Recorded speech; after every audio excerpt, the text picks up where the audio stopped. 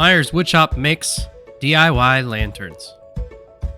I'm cutting the base and the top on my saw-stop table saw, and here I'm measuring some scrap to cut out the 4 arms for each lantern. Tight bond, quick and thick glue, and some brad nails to tighten everything up.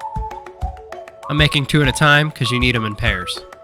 I'm cutting more MDF strips into little pieces to make the decorative tops and the braces for the bottom. Without these braces, they're pretty wobbly. This little miter saw is the best miter saw ever.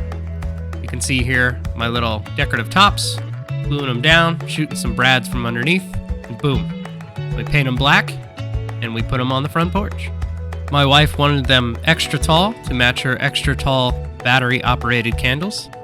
Links for these are in the description. They have a timer. So we just set them in the base, one on the left side, one on the right side, and bam.